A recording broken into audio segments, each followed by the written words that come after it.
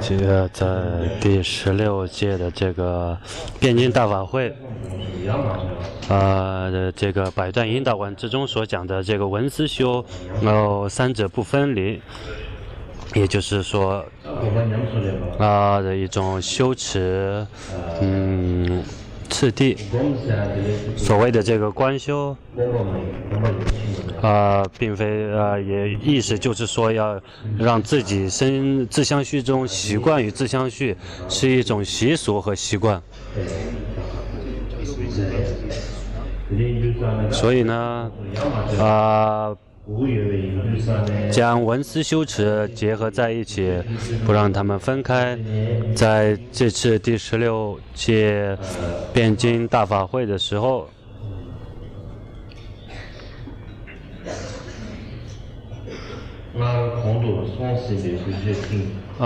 像往昔已经举行了第15届汴京法会。这次的第16届法会是完全一个全新的一个面貌，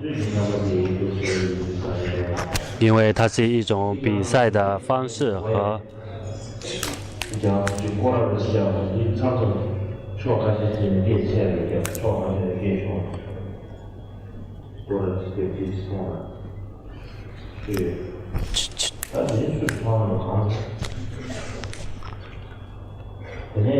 Майк гарик ковдула стан спикер. Ижина че кораджа чи та шусус.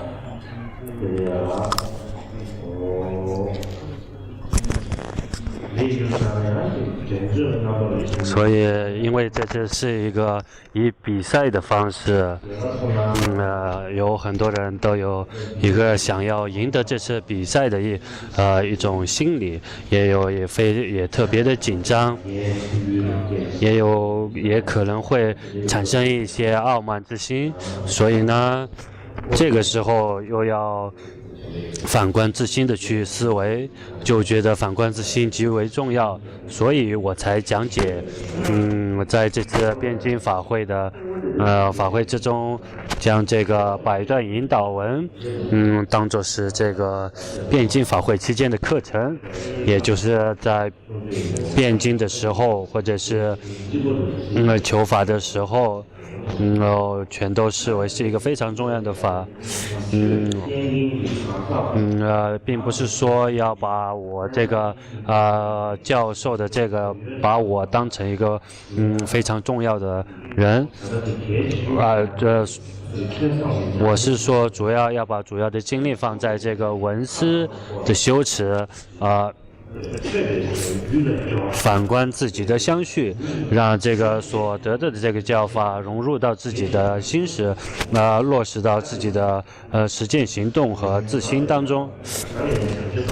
所以，首先请念共察祈请文。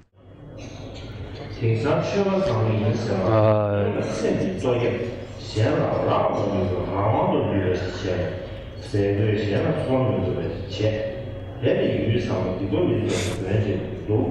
人与中央和现在上的许多关系，现在到了领导的层面，可能到甚至呢，所有现在大部分的特，主要在你自己第二个确认到底，第二个要确认到底，那从长远，现在甚至个可能。라르체레 그냥 최신의 수준도 라르야 인상 센터주 카레 롱서주구나 가봤다 예쁘면 제가 너희 출장을 이름으로다 라르가 然后接着说，现在。也就现在是在人寿在50岁的时候，也就是说，在50岁你就会变得非常的衰老。如果能够活到50岁的话，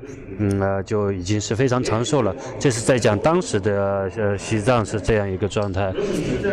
但是在这个50岁之中，有25岁，都是一直都在睡觉。如果这样算起来，我们有25年在睡觉，然后剩下的25年。去来分开这个25年的话，直到20岁我们才会有一些成熟的思维和想法，才会能有一些自主的想法。然后稍微成熟的话，还要耽搁上5年左右。然后25岁，25年再加上5年就是30年，然后这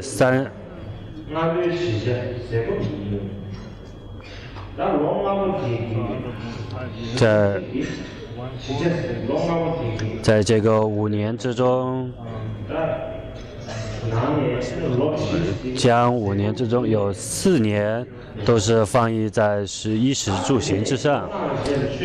然后总是想着要5年以后再修学佛法，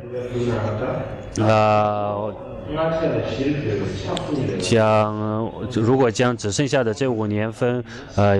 成4份的话，有3/4的时间都放逸在这个世间法上，像35岁到45岁，将50岁分为这个4个阶段的话，将这个5年分成4个阶段的话，有3个阶段。首先是看能不能承办今生的这个欲望，然后再承办这个。也不可能那就不可能再承办来世的这个法，也就是出世间法。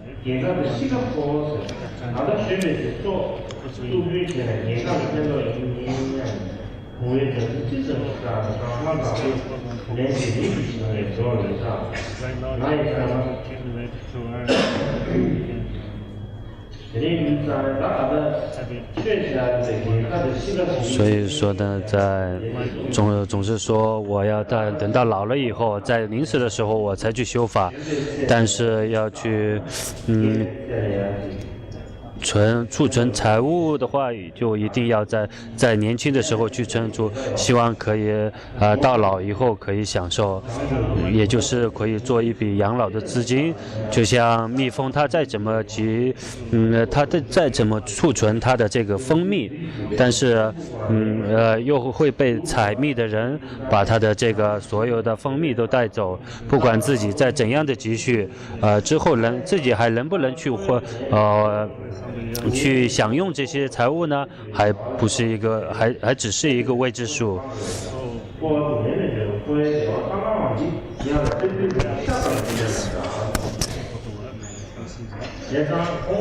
所以说呢，格西波多啊，他有这样一个想法。在轮回的痛苦之中，我们畏惧轮回的痛苦，所以我们一定要想一个能从痛苦之中解脱和逃离的方法。如果你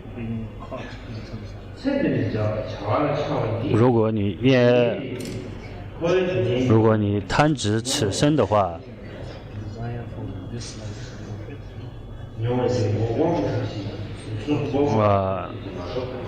像现今的一些时间法只是欺骗我们的一个障碍，所以如果你要想获得解脱，你就一定要断除贪执此生的这个想法。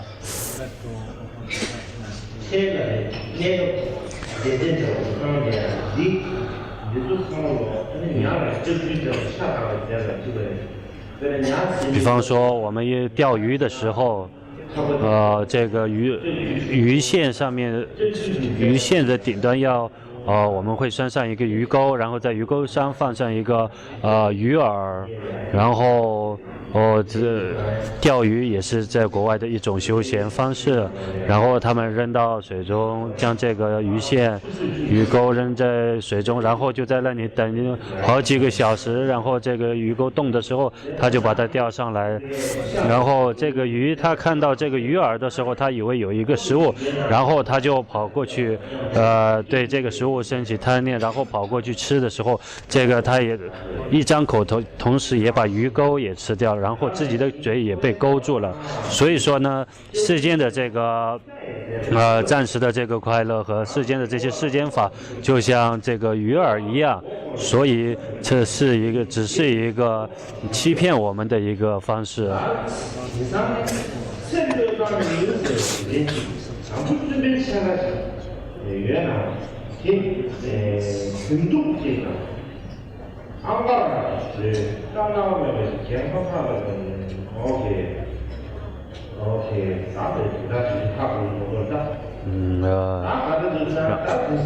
像现在那些口头上说要舍弃，已经舍弃了此生的人，他们在怎么做呢？首先，最初看他们穿着一个出家人的僧袍，然后他们说他们已经舍弃了今生。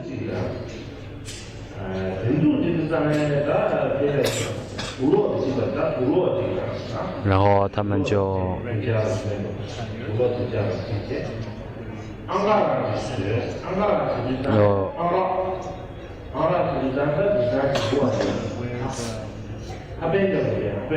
然后他们就穿着一个像是一个短裤一样的，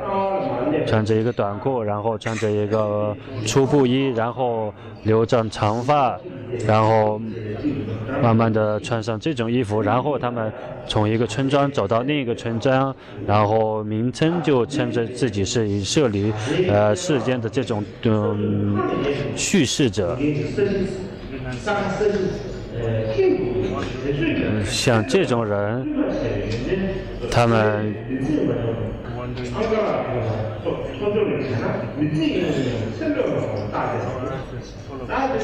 像这种人，并非是舍弃今生才穿着这样的衣服，因为他们最初在自己还是出家人的时候，因为没有什么大的功德，然后也没有人怎么敬重他，因此呢，然后他就穿上这个短裤，然后以一种瑜伽士的方式去行事，然后别人又称他为瑜伽士大修行者，然后以为别人就会把他当作是瑜伽士和大修行者，这就更加的证明了他们没有舍弃此生。因此，如果像我们一般的像出家人，在没有受到任何的敬重的时候，然后他们就会去闭关3年的闭关修持，然后别人从闭关出来以后，他们就得到了这个喇嘛的名号，然后他们就希望获得这种名号，受到别人的敬重，然后也进入这种3年的闭关，也有很多这样的人。嘴上听说也有很多人这么讲，这样做的话可能没什么意思。然后我进入3年闭关以后，然后我出来，别人就会把我当作是一个上师，当作是一个喇嘛，然后就会受到敬重，然后也会找到很多的功德主，很多功德主就会叫我去念经，然后就会非常的好。有的人就这样说的，听说有人这样讲。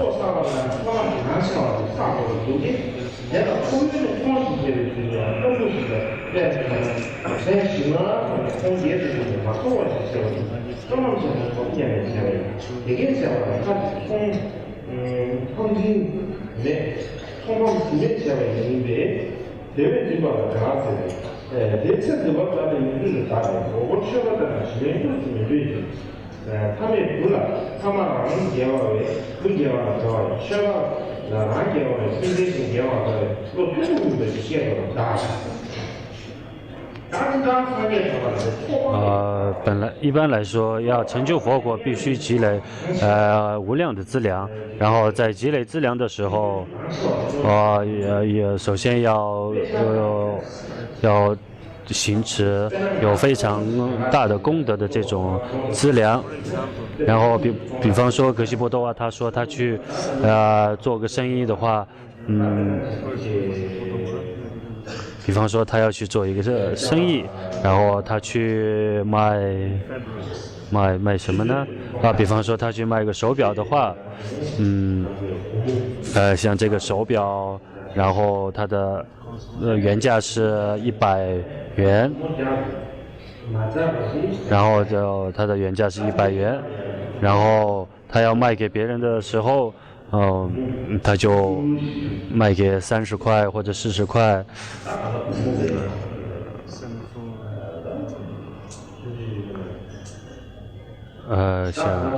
反正让买主得到这个利益，让自己亏本，我就会这样去卖，做这样的买卖。有的人就会对我讲，你这真的是非常的会亏本，你没有任何的盈利，你还不如送给他更好。别人就会这样讲。如果是对修持贪执今生的时候，可能是这样，但是对我们修行者来讲，你就算是帮助和利益到他人，我们不会去希求我们利益他的那个人能够得到任何的回报，我们不会这样去希求。比方说，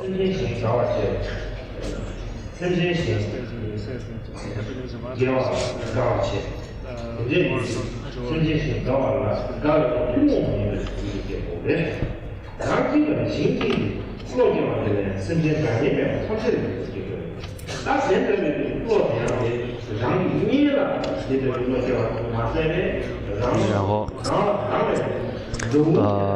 对，即便是对自己的亲友，还有对自己的敌人，都要升起的这个欢喜之心。如果没有这样的欢喜之心，如果不能对升起这个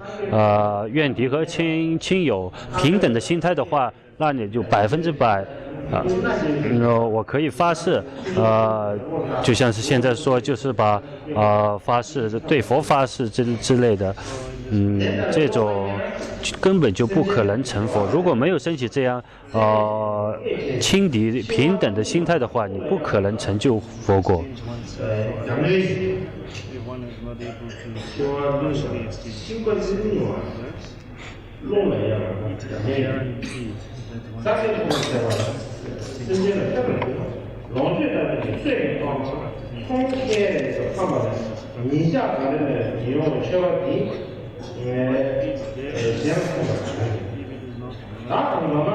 总之呢，像这种有上师和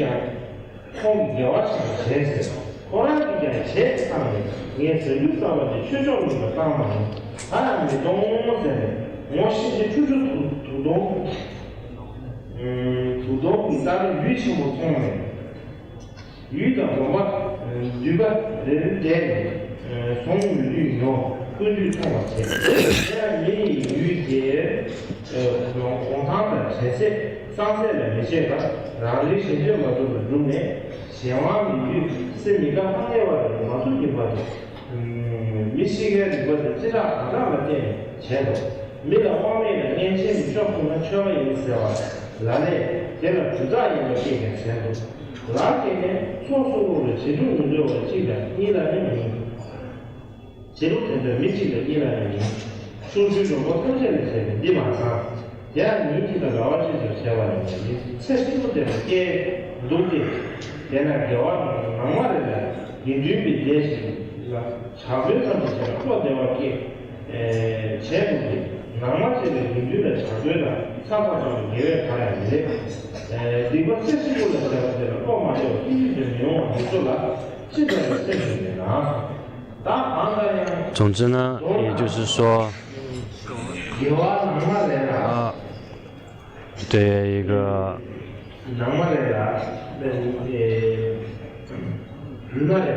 每天的这个，在每一天之中，就算对一天给僧众供茶，然后你就想着我已经给僧众供茶了，然后嘴上就觉得非常的安心，然后你只是仅是一天供茶给僧众，这个善业可能是太渺小了，为什么呢？比方说自己一生都去造作恶业，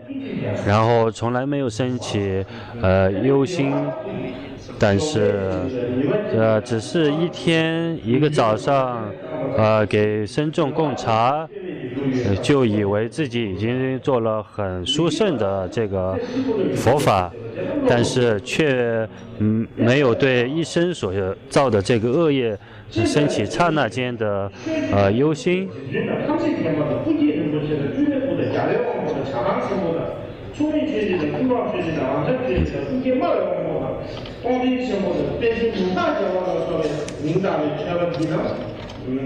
典型的，对吧？是这网络输入进的，这个西边嘛，我们娱乐上面主要大的，这边才起码年路上都叫啊，马退掉马上，现在趁着刚一地路了嘛，这个老古怪的，那些用啥？你说带的话，这个这个年纪节也是大的，有年轻人就是流行的娱乐呢，他这个总之，不管是有再怎么高深的这个，就再怎么高大的这个名声，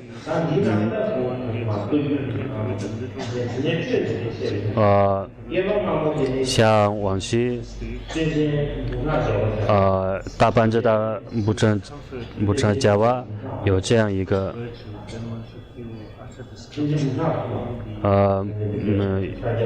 据说有萨迦派有很多的，不知是噶当派还是萨迦派，然后有一个有很多的大班智达，在第六世夏玛巴的时候，有很多这个般若8000颂都可以背诵，都能背诵的这种在冈仓的这个佛学院之中，也就10万般若颂都可以背诵下来的这种，也有很多的这样的学者，而且也将这些能够背诵10万般若颂的这些人的名字都也有记录。然后第六是夏玛巴在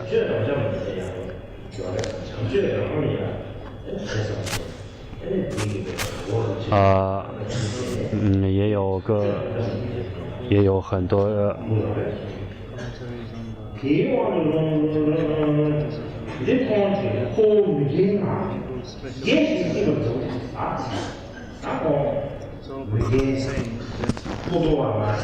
也就是说，我这个老人格西波多啊，他越老就越非常的快乐，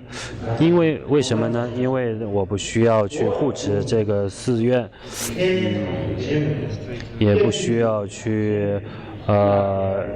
奉承任何人，也不需要去东走西走，也不用去供养，也不用去给谁寄信，也不用去收什么信，也不需要去阿谀奉承。所谓的阿谀奉承，就是就说讲一些很好的话，表情也变得非常的，表情也面带笑容。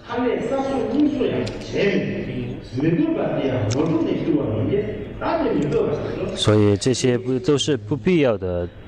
事情。这并非是我不能承办才舍弃的，是因为我虽然能承办，但是我没有看到任何的利益，所以我才舍弃这些。比方说像密拉日巴大师的道歌语之中所讲的一样。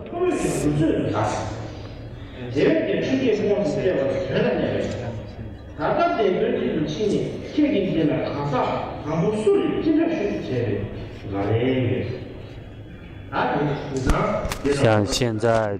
我们进入一个寺院的话，就会去问你们这里有怎样的上师，有怎样的高僧，有的人就说问他有哪些呢？然后他们就会说没有说有什么真正的思维死亡，然后舍利此生的这种上师，没有人这样讲。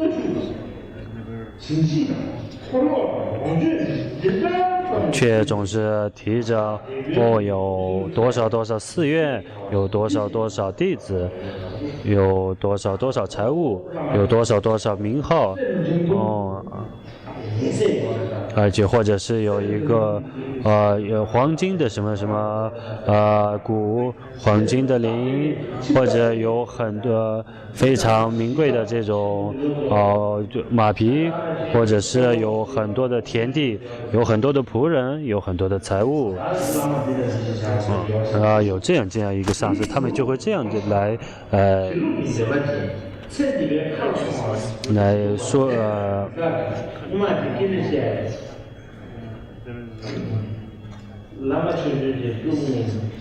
以前有这样一个公案，也就是说有一个上师的一个小的转世灵童，他在达赖喇嘛近前这个剃度，然后达赖喇嘛就说仁波切这个小仁波切他的前世有什么特别殊胜的功德呢？然后在其中有一个从藏地来的这个前世仁波切的这个一个没有很大功德的没有很多的知识的人，我问他有什么功德，然后他就说有啊。也就是说，在听说西林的马非常的高大，然后他就是说，有一个非常的高深的仁波切，他就以为是说达赖喇嘛问他是有多大的功德，他以为是在讲多大的这个身体，然后他就说在西林的最高大的这种骏马都不能托起他，然后达赖喇嘛就说这并非是他非常殊胜的功德啊。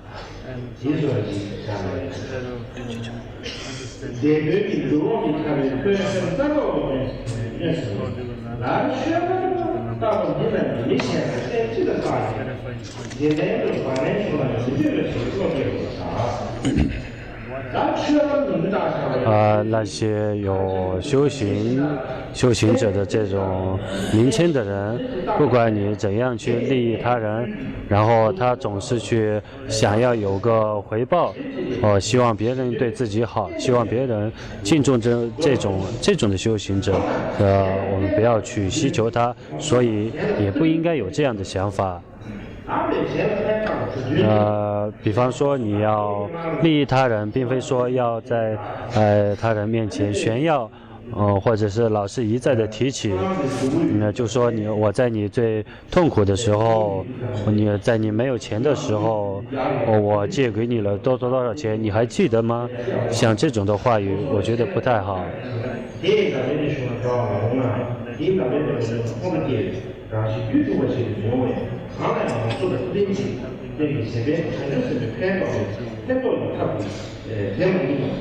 나 부산의 최고 스티디 세계 최고의 방금 공부 중이야. 밑에 나는 생기 세계 중이야. 왕미지 투시 생기 경험하고 자와 따르는 최고 것이 수미도 라라스 대비 경제가 꼭 되네. 미션 가면 예 탑체. 아니 가시에 가시는 거잖아. 有的人怎么做呢？不讲了，这个不太好。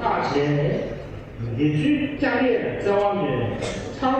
多我们之前见的是0.3，三个月前嘛是相对于今年的年份是多了大。你像咱们去差些呀，一大是给的，第三个月前嘛是1天，你现在明显是效率特别，人嘛，人就会让你突然在的，人家出现，光都是你把这些去进。然后有的格西怎么讲呢？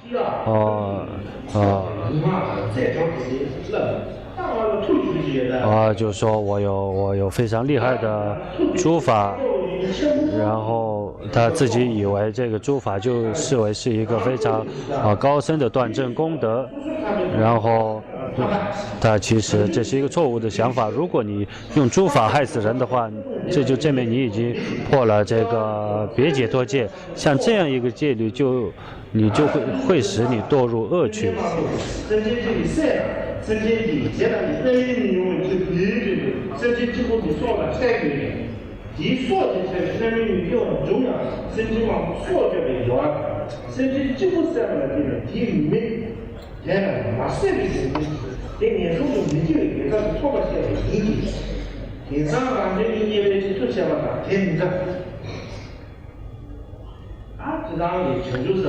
一般来说，在菩萨须之中，也就是说，在这种登地菩萨，他们如果杀害一个众生，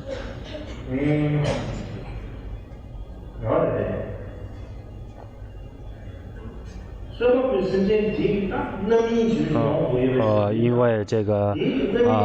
杀人的这个过失非常大，他有非常深重的这个恶果。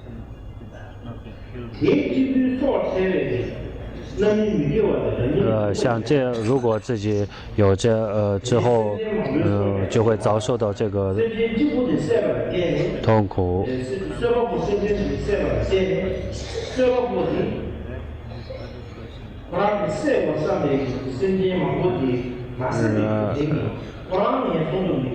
然后就像说有一个人他想杀很多的众生，然后如果以一种特殊的方便去杀这个想要杀其他很多人的这个人的话，他为了不让这个想杀很多人的这个人不遭受到恶趣的痛苦，所以如果杀掉这个人的话，因为是一种善巧方便，就不会遭受到的特别大的这个罪果。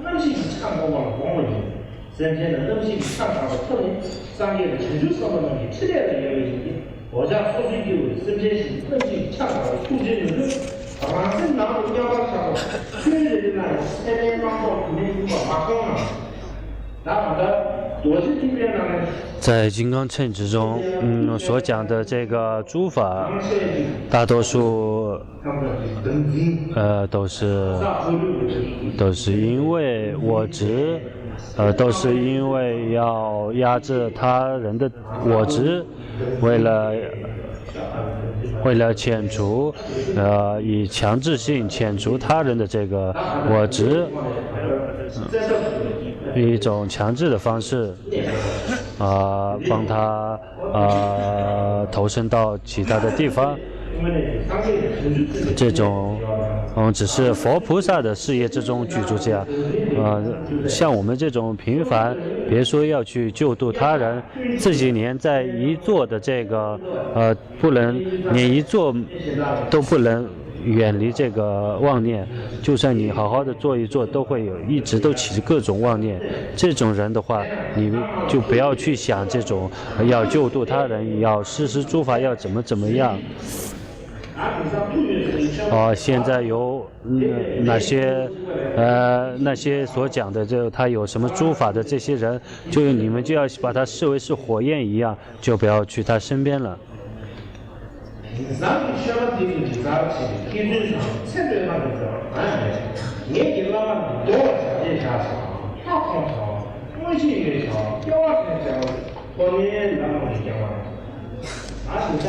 现在不管是去到哪位上师面前，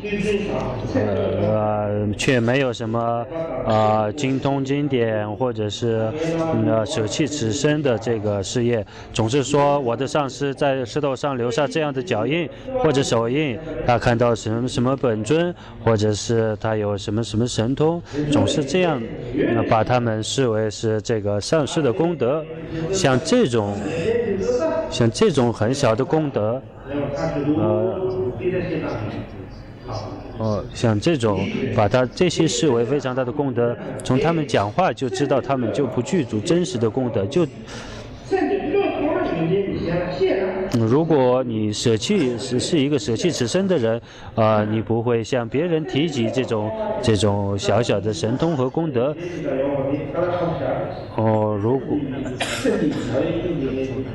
如果是一个对世间贪念的人，首先他想获得这神通，他必须去修持这个止观。像一个没有舍弃此身的人，不可能升起这样的功德。然后，就算是获得这样的功德，他也不会去到处宣扬自己的功德。你这种就知道他并非是一个舍弃此身的人。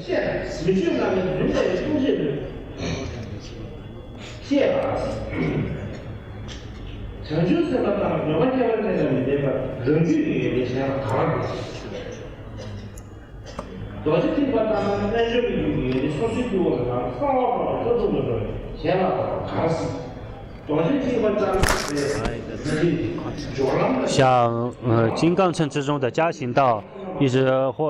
登上获得金刚乘的加行道以后，才能为他人宣扬密法。像现今说。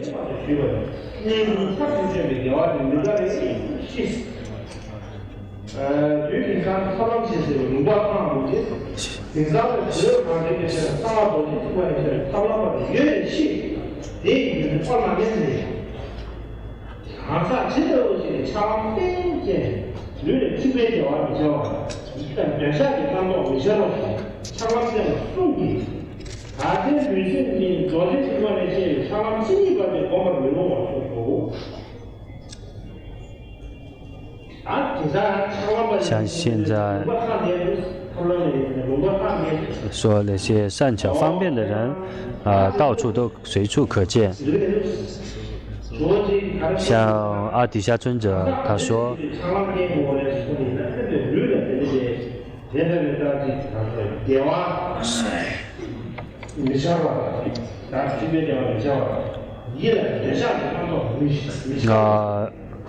有很多说是他们在修持双运的这个法门，然后像这种修持双运的法门，他们真正能修持双运的法门，必须是一个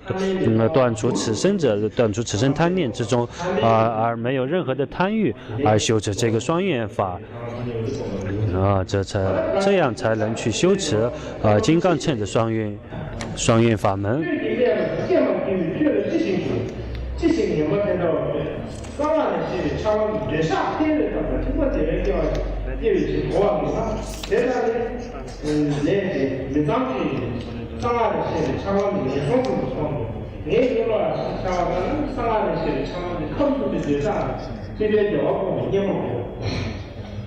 老个人看短线，有的地图是错一个嘛，什么东西错一个其实当然是相当于前面路这个前面干嘛？我这种嘛是，啊，这里是从看不见的那个。也就是说，那些有身体苦乐的感受，以及心有苦乐的感受的人，就不能去修持金刚乘的这个双运法门。但是有一个堪布这样讲。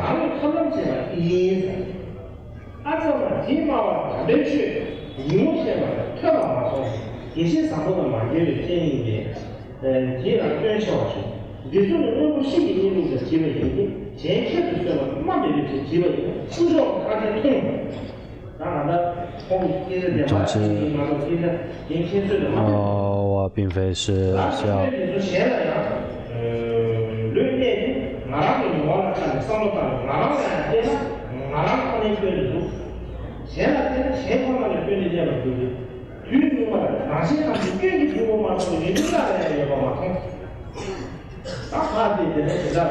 然后总看过去会看到他人的过失，看过来又会看到自己的过失。有时候我会这样去想，世界上所有的这个麻烦事，好像都是自己所造成的。我会有这样一个奇怪的想法。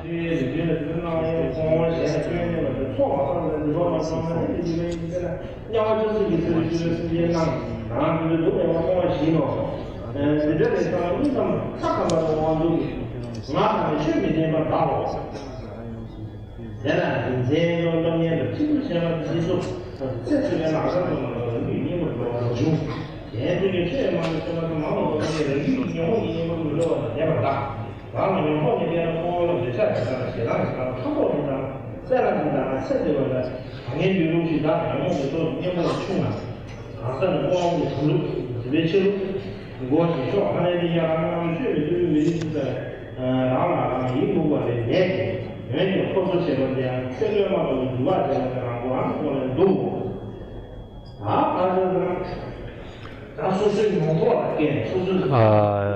反观自心，以自己的觉知觉受的时候，看自己自己有贪欲，也有嗔恨心。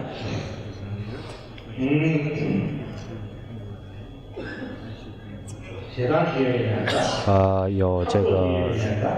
有嫉妒心，有利摄心，以及有对世间地位名声的贪欲心，这些就是因为烦恼的对治法非常的弱小，所以想到这些的话。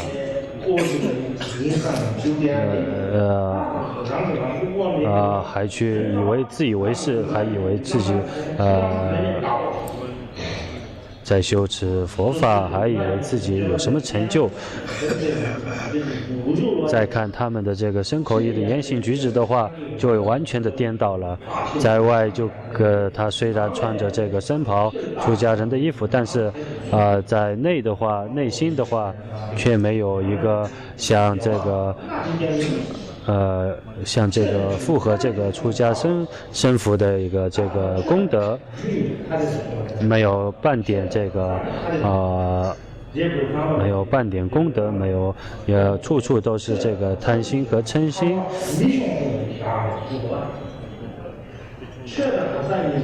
总之，我们有说，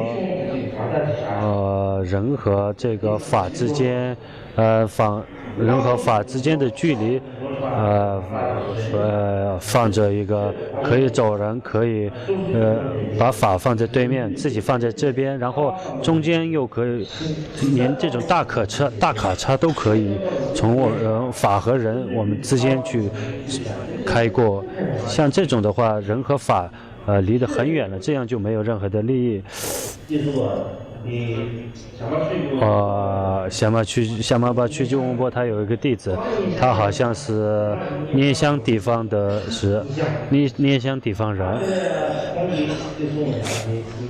他说，在这个牧区的牧区的酥油做了一个比喻，也就是说，在闻法的时候。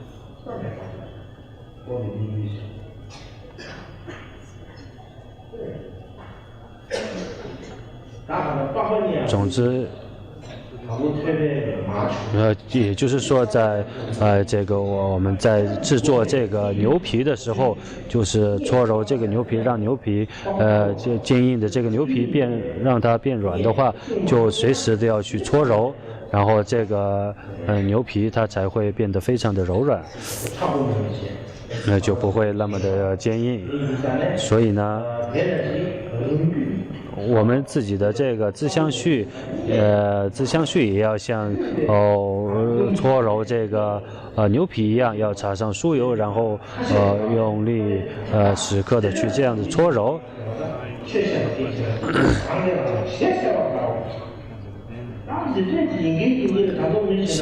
像这样的一个人，自相续都没有调伏，还要去指导他人，还要去为他人说法，这其实是一个非常可笑的事，也是一个让自己害羞的一个事情。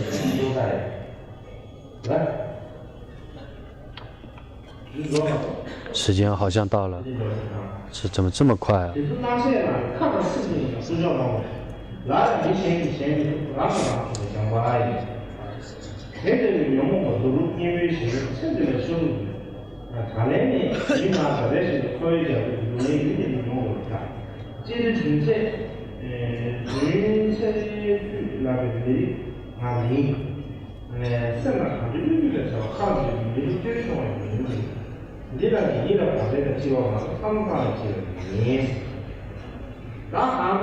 总之呢，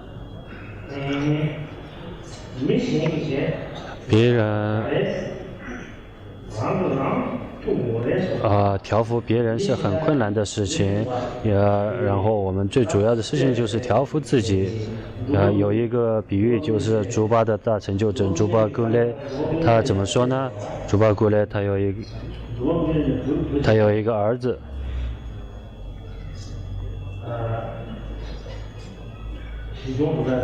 他的名字叫新雄竹拉。新雄竹拉这个人呢，都非常的顽皮，他据说是非常的顽皮。然后他的母亲就告诉竹巴格勒说，儿子之所以会变成这样，都是你做的，平常也不去看待自己的儿子，他才会变成这样的顽固。然后竹巴格勒就说，这不是我的错误，不要说小孩，就连那些大人、那些上司、那些官员，官员去教导他们，他们会不欢喜；如果去奉承他们、阿谀奉承他们，他们才会欢喜。像那些大格西，像那些所谓的格西是。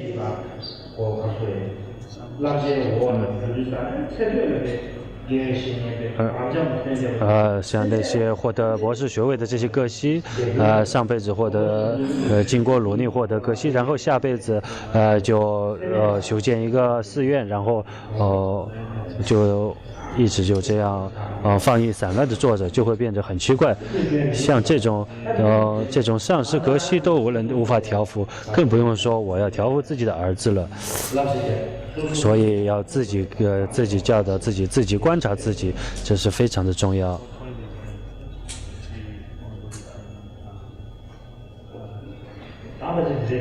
今天就讲到这里。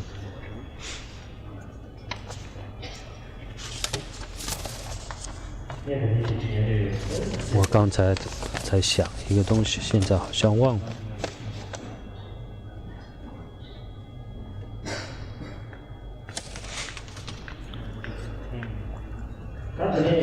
所以像昨天这个中观的这个要讲中观，好像时间也不够了。讲是一定要讲的，但是该怎么呢？就像是我昨天所讲的这个。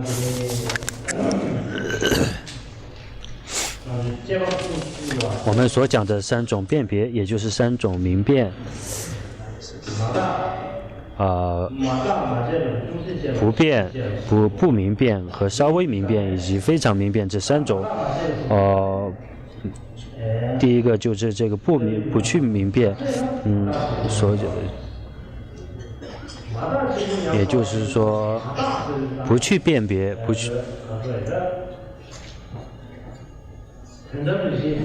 在这个圣义谛之中不去辨别的话，在不辨别的这个方面的时候，就会升起一种觉受，像密邦仁波切这样解释这个觉受。所谓安乐的觉受，并非是快乐，而是他可以看到这个外在的显象，非常平和的看到外在的形象，这个也就称为是这个不去明辨的这个就像是你不去辨别这个事物，它就自然的存在。然后这个稍微辨别只是一个名言的案例，它并非真实，像我们心所执的这种没有一个真实的镜像，没有一个实相。所谓的非常辨别是怎样呢？在你极度的去辨别的时候，它有没有一个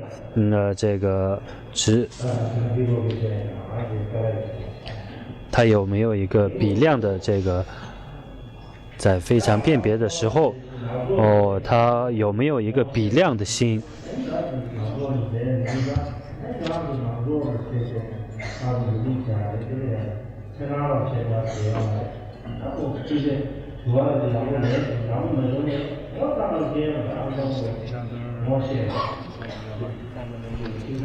我们就不要去这样害羞，因为我们就像一家人一样，可以提问，可以回答，然后不要觉得害羞。就像以前我一样，有时候我在很多人面前讲话的时候，也会感到害羞和紧张，但是现在因为讲的很多了，我现在已经不觉得怎么害羞了。再加上我们在这个冬季大辩经的法会，我们大家都彼此认识，所以就不需要害羞。大家想讲什么就可以讲。不要去在这个讲什么动听的言辞。他们说，在这个没有一个非常辨别的比量的心。那么，如果没有这个比量心的话，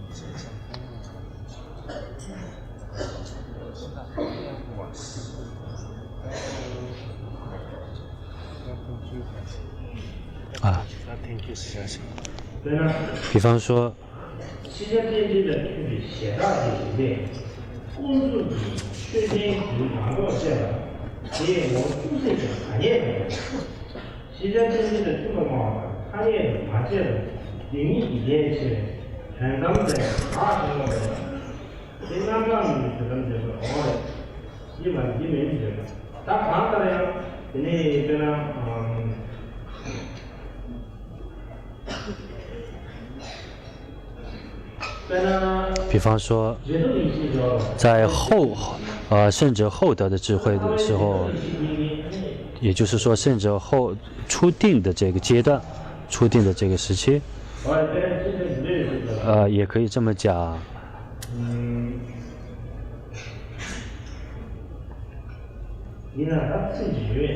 有一个词句我还没有找到。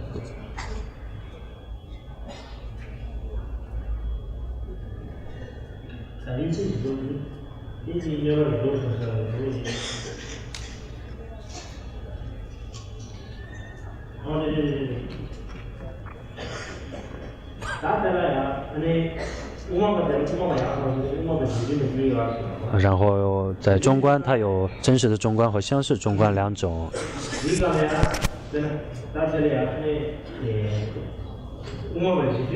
这个相似中观，是不能把它安列为中观的。反向题，第八个是联合新生经济中立的现大方面的长沙地方老板的名字被他们影响，要把这个上分钟的结巴的放出个long的的话，这里上面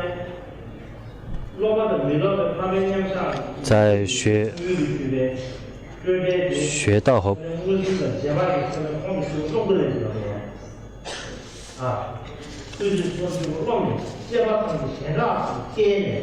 人路是结巴上的人路是哪里没这个，马上就是看他们的说话理解了，知道吧？这里就啥呢？这里我们说嘛，结巴就是放出去个long的来是啥呢？大家放出去个long的结巴上看来，你现在就是一个什么意思？来看，关键这个看了就是啥呢？你要不要结巴的话，先接给这个long的是吧？也就是说，你在入定安住的时候的这个离系的这个状态，它可以知道这个以比量知道这个离系的状态。然后这个书中所讲的这个是非常辨别的这个比量，还是稍微辨别的比量？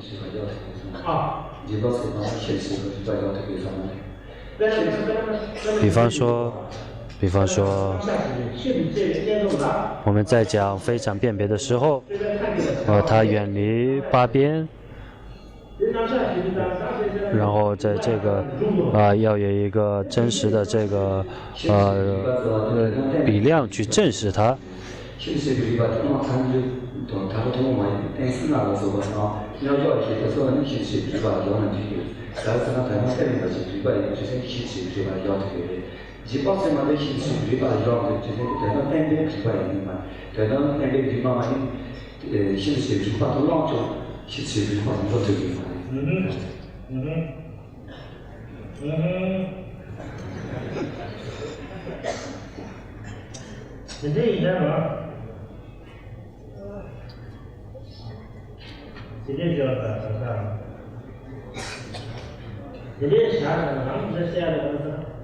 就像你刚才说，你说的在中观五相的时候的这个觉性，他在这个圣者入定的时候，是不是在他了知法性的这个觉性呢？那这个觉性能不能了知法性呢？他说可以。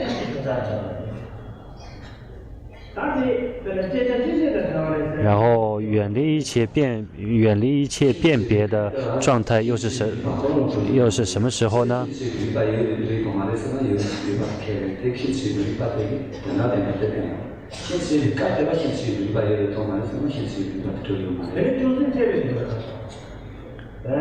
然后怎样按你在这个中观五相的时候，所谓的稍微辨别，你又怎么安利呢？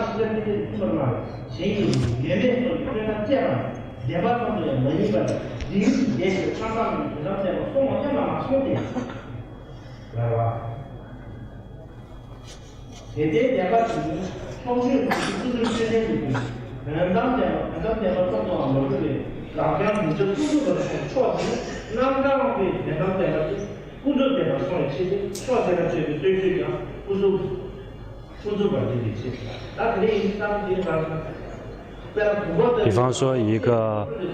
宝瓶，我们去辨别它的时候，辨别出它有或者无，然后连这个瓶子它也了知这个瓶子它本来就不具足实相，它并非瓶子并非瓶子。再怎么去寻找也没找到一个所谓的这个瓶子，这个是差别的这个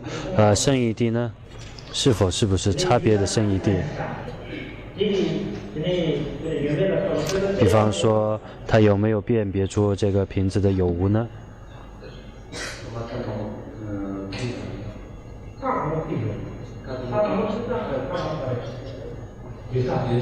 然后他说，那个时候他已经断出了这个有边，已经断出了瓶子的有边。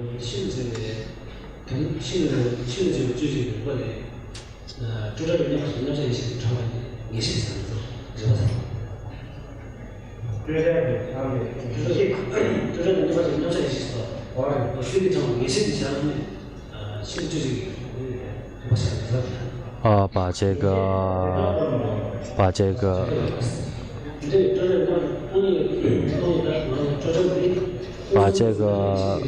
离所有边的这个本性的这个定解。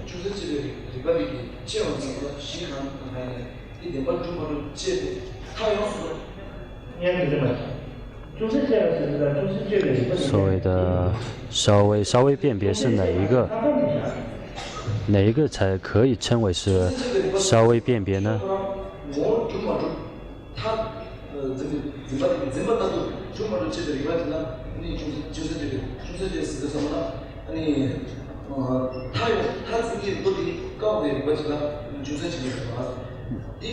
也就是断除这个离边的这个觉性。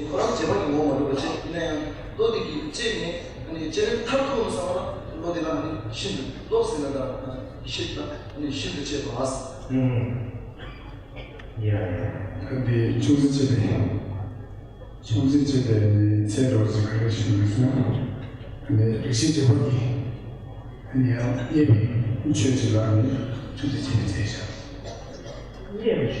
역시 제법이 대단한 우체주 다음에 중세절 뭐가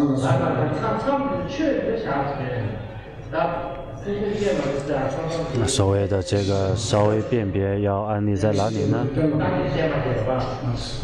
是不是你就是说这个有没有去辨别的这个状态呢？我所讲的就是这个中观五相之中的这个辨别五相，它是三种辨别之中的哪个辨别呢？他们说是这个稍微辨别。然后这个稍微辨别的这个觉性所了知的这个空性它是差别的这个圣义谛，还是不是差别圣义谛？他说是差别的圣义谛。然后二谛之中的圣义谛，它是差别圣义谛，还不是或者不是不差别圣义谛？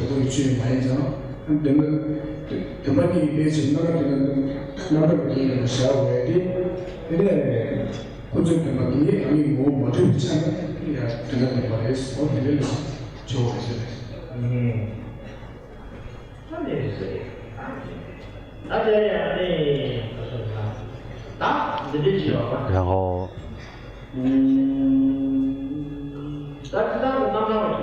所谓的差别圣义谛是否圣义谛呢？他说不是。是不是？如果没有一个圣义谛吗？他说有。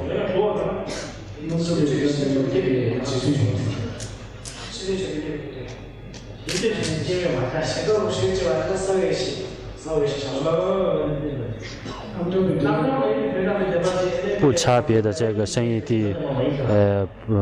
是否就是说不是二谛中的圣义谛？那二谛中的圣义谛是否圣义谛呢？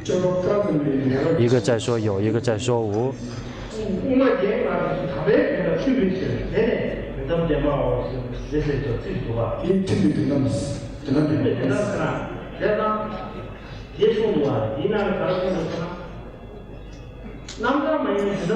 所谓的差别这个圣义地，它并非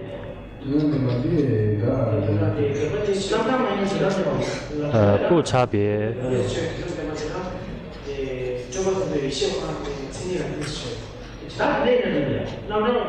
所谓的差别圣义地，如果不是圣义地的话，那它是世俗地吗？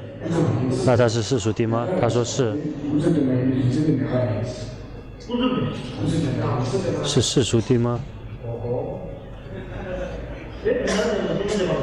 那世俗地和圣义地，不是相违背的吗？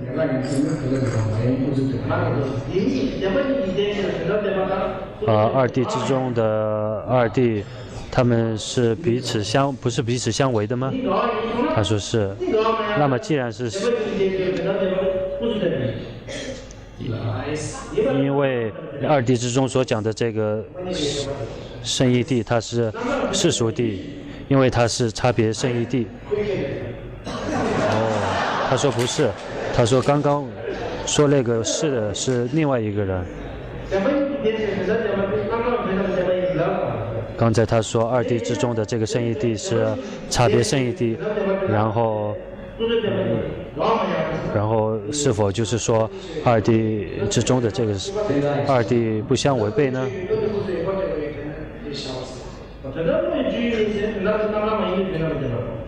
所谓的这个并非心念的这个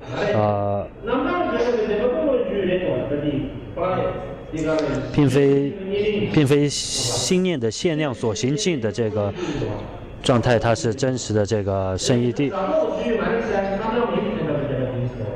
也就是说不差别的这个圣义地，也就是这个圣者的圣者在定中的这个觉性。但是在二谛之中所讲的这个圣义地，它是不是圣义地？你们说是不是？那你说它是世俗地，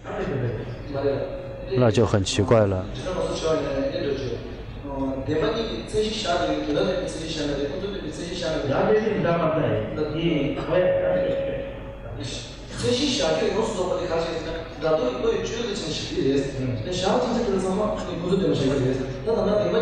因为在二谛之中的这个世俗谛和圣义谛两个，因为是心念的限量所行境，所以才会把它视为是世俗谛。这个可以。然后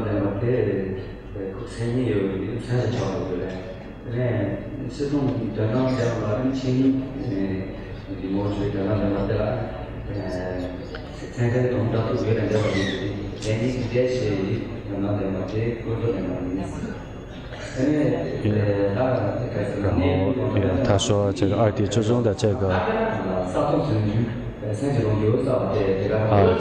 这个显空双运显空双运的心态，这是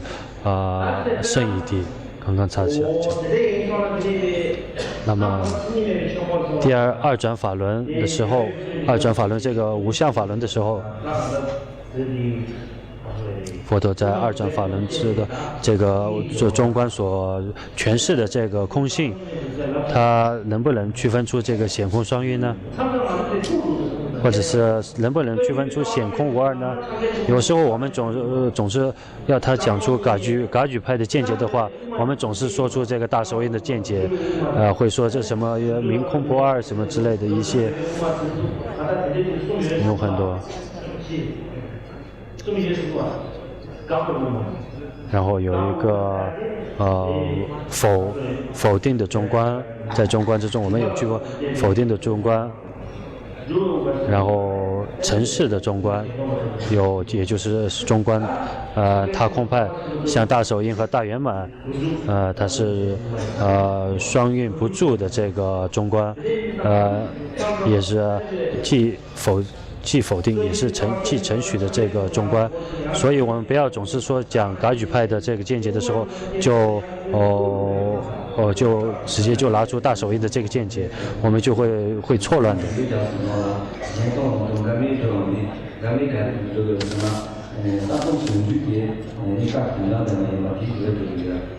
所个是呢，跟东西甚至说有少的3千年代的话，有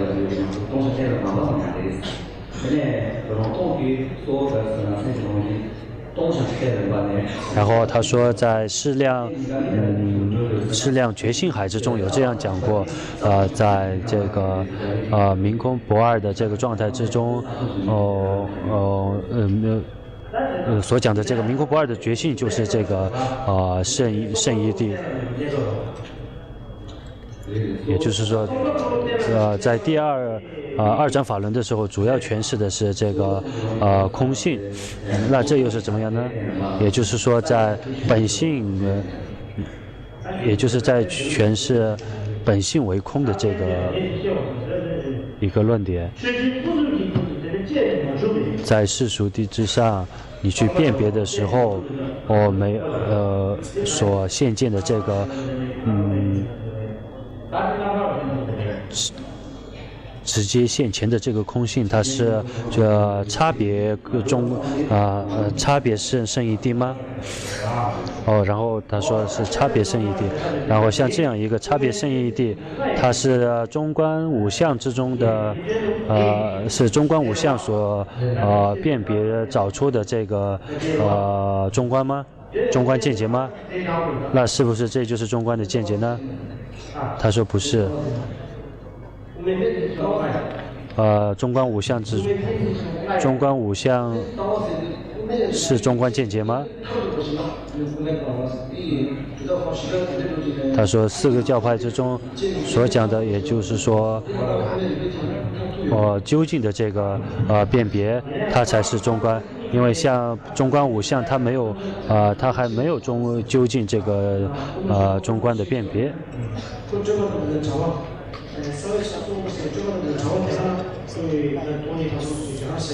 所谓的究竟空性，也就是说远离一切边，也就是离系的一个状态。OK， 然后反正时间到了就到这里吧。